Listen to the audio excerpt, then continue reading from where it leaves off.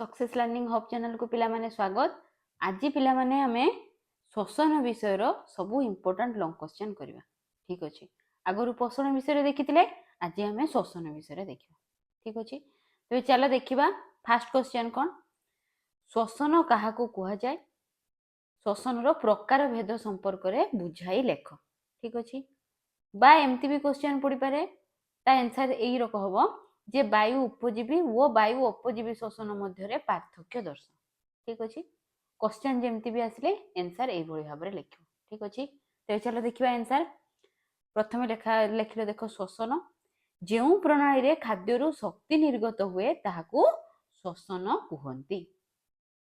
श्वसन प्रकार भेद, यह मुख्यतः दुई प्रकार, वायु उपजीवी श्वसन, वायु अपजीवी श्वसन। ठीक अच्छे, तो फास्ट कौन लिख, वायु उपजीवी श्वसन, ता विषय लिख कौन देख, यही प्रकार श्वसन पई अम्लजान आवश्यक। यही प्रकार श्वसन रे ग्लुकोजर संपूर्ण जारण होता है। वायु उपजीवी श्वसन रे 38 एटीपी अणु उत्पन्न हुए। एठारे अंगारकाम्ल और जल मुक्त होता है। तापर देख वायु अपजीवी श्वसन, ए प्रकार श्वसन पई अम्लजान अनावश्यक। ए प्रकार श्वसन रे ग्लुकोजर असंपूर्ण जारण होता है।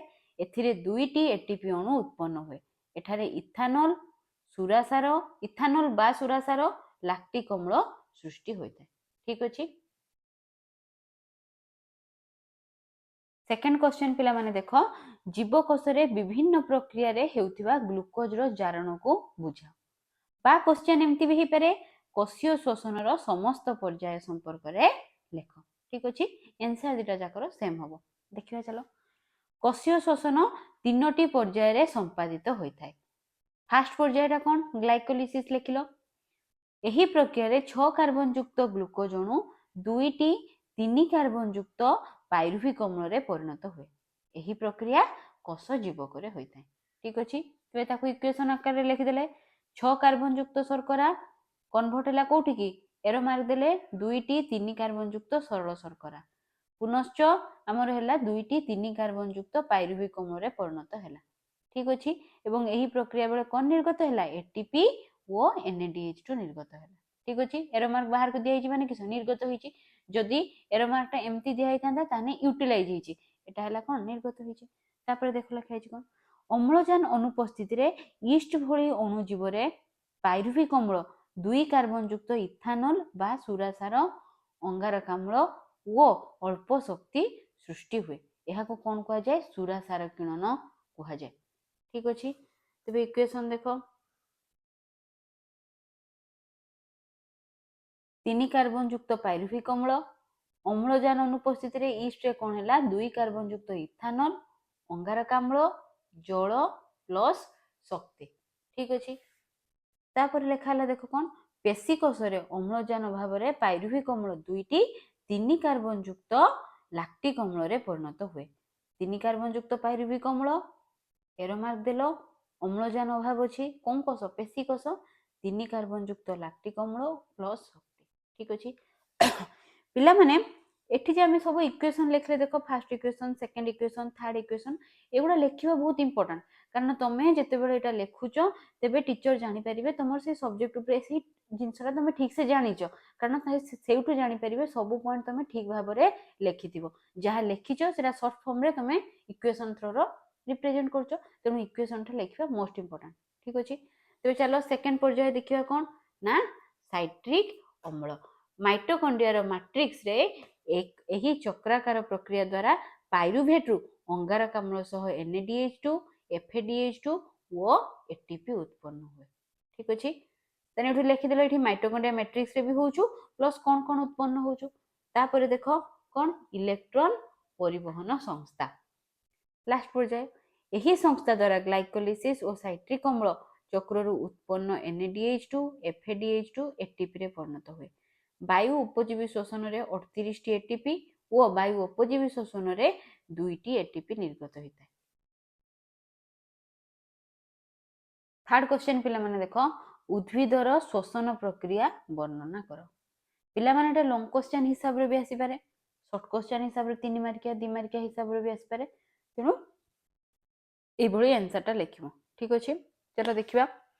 उद्भिद विसरण प्रक्रिया माध्यमरे परिवेशरू वायुरे थिबा अम्लजान ग्रहण करिथाय। निम्नमानर पत्रविहीन उद्भिद निज शरीरर उपरिस्थ कोष माध्यमरे परिवेशरू अम्लजान युक्त वायु विसरण द्वारा ग्रहण करिथाय। पत्रयुक्त सबुज उद्भिद पत्ररे रहिथिबा स्तंभ द्वारा अम्लजान और अंगारकाम्ल गैस रो विनिमय करिथाय। ठीक अछि, तापर देखो सेकेंड ताला आपर पॉइंटटा दिन बेले आलोक संश्लेषण समय पत्र स्टोमाटा बाटे अंगारकाम्ल गैस ग्रहण करे एवं एही गैस कोशीय शोषण रे उद्भिदरु निर्गत होइथाय। आलोक संश्लेषण रे निर्गत हेउथिबा अम्लजान गैस उद्भिद शोषण प्रक्रिया व्यवहार करे। स्टोमाटा माध्यम रे गृहीत होइथिबा अम्लजान गोटिए कोषरु अन्य कोषकु विसरित होई गछर डाल पत्र फूल फल भली प्रत्येक अंगरे रहिथिबा समस्त कोष निकट रे पहुंची थाए। पिला माने क्वेश्चन नंबर 4 देखो, प्राणी मानकर श्वसन संपर्क रे वर्णना कर। ठीक अछि, आंसर देखो। जलचर प्राणी माने विसरण प्रक्रिया द्वारा श्वासक्रिया संपादन करती। एककोषी छिद्राळ हाइड्रा जातीय प्राणीर निर्दिष्ट अंग न थाए एवं एमाने जलरे द्रवीभूत अम्लजान को विसरण प्रक्रिया रे ग्रहण करती। तापर पॉइंट, जक ओदा चर्म द्वारा वायुमंडल मुक्त अम्लजान ग्रहण करी श्वासक्रिया करे। बेंग मुख गहर और फुसफुस द्वारा श्वासक्रिया करे एवं शीत समय रे बेंग चर्म द्वारा श्वासक्रिया करे। असरपा परी कीटपतंगर श्वासरंध्र मध्य दे अम्लजान शरीर मध्य को प्रवेश करे। बेंग लार्भा बा सुका अवस्था और माछ गाली द्वारा श्वासक्रिया करती। कंकड़ा चिंगुड़ी गेंडा शामुका गाली द्वारा श्वासक्रिया करती एवं एमानंकर गाली माछ गाली ठारू भिन्न। साप पारा बतक बादुड़ी मनीष फुसफुस द्वारा श्वासक्रिया करती। कईंच कुंभीर तिमी पानी रे रहुथिले मध्य फुसफुस द्वारा श्वासक्रिया करती। 5 नंबर क्वेश्चन पिला माने देखो, जैविक जारण कौन बुझ। ठीक अछि, आंसर देखो। जीव शरीर रे अम्लजान सहाय्य रे खाद्य पदार्थर दहन प्रक्रिया को जैविक जारण कहै। सेकेंड पॉइंट, जैविक जारण पई कोष जीवक एवं माइटोकॉन्ड्रिया थिबा एंजाइम आवश्यक। तापरे एही जैव रासायनिक प्रक्रिया द्वारा खाद्यरु शक्ति उत्पन्न हुए और एही शक्ति एटीपी अणु रे बांधी होई रही थाए। नेक्स्ट पॉइंट देखो, जीवकोश रे एटीपी को शक्ति मुद्रा और माइटोकॉन्ड्रिया को शक्ति केंद्र कहा जाए। श्वसन रे निर्गत शक्ति एटीपी गठन रे व्यवहृत हुए। एडीपी और फॉस्फेट अणु मिसिले एटीपी गठित हुए।